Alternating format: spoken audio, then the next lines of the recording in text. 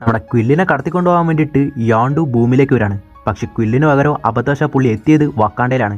അവിടെ എത്തിയിട്ടുള്ള നമ്മുടെ പ്രിൻസ് ടിച്ചാലേനെ പുള്ളി തൂക്കിക്കൊണ്ടുപോവാണ്. പക്ഷെ അവൻ്റെ സംസാരത്തിലൊക്കെ മനസ്സ് മറിയ യാണ്ടു അവനെ തന്നെ സ്വന്തം മോനെ പോലെ ദത്തെടുത്ത് വളർത്താൻ തുടങ്ങുകയാണ്.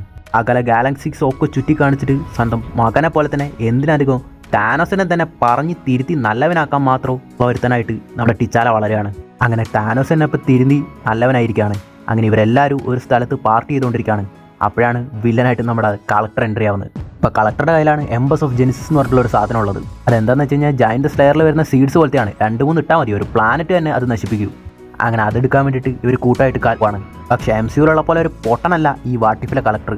നമ്മുടെ എല്ലാ ക്യാപ്റ്റനും ഒക്കെ കൊന്നിട്ട് അവരുടെ ആയുധങ്ങൾ ട്രോഫിയാക്കി വെച്ചിരിക്കുകയാണ്. ഇതൊന്നും പോരാതെ ഇപ്പോൾ താനോസ് ഒരു വില്ലൻ അല്ലാത്തതുകൊണ്ട് തന്നെ എബോണിമയും കലപ്സിഡിയനൊക്കെ ഈ കളക്ടറുടെ ആൾക്കാരാണ്. അങ്ങനെ ആ ഫൈറ്റിൻ്റെ ഇടയ്ക്കാണ് നമ്മുടെ ടിച്ചാലക്കൻ അറിയുന്നത് ഈ യാണ്ടു പുള്ളിയുടെ വക്കാണ്ടയിൽ നിന്ന് അപ്ഡക്റ്റ് ചെയ്ത് വന്നിട്ട് ഇവിടെ വളർത്തിക്കൊണ്ടിരിക്കുകയായിരുന്നുള്ള കാര്യങ്ങളൊക്കെ.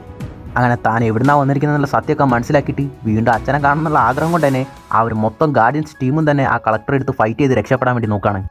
അങ്ങനെ ഈ ഗാർഡിയൻസ് ടീമിൽ നമ്മുടെ താനോസാണ് അൾട്ടിമേറ്റ്. കാരണം അടിക്കുന്നതിലല്ല, അടി വാങ്ങുന്നതിൽ. കാരണം കള്ളപ്സുഡിയൻ പുള്ളിനെ അടിച്ച് തന്നെ കൊന്നുകളയാണ്. അങ്ങനെ അടിച്ച് കൊന്നുകൊണ്ടിരിക്കുന്ന താനോസിനെ രക്ഷിക്കാൻ വേണ്ടിയിട്ട് നെബ്യൂല ആ വിത്ത് എടുത്തിട്ട് ആ കള്ളപ്സുഡിൻ്റെ വായിലേക്ക് ഇടുകയാണ്. അങ്ങനെ ആ കള്ളപ്സുഡിൻ്റെ വായിൽ തന്നെ ആ ചെടി മൊത്തം പൊളിച്ചു വന്നിട്ട് ആ വേറെ തന്നെ കൺസ്യൂം ചെയ്യാൻ തുടങ്ങുകയാണ്.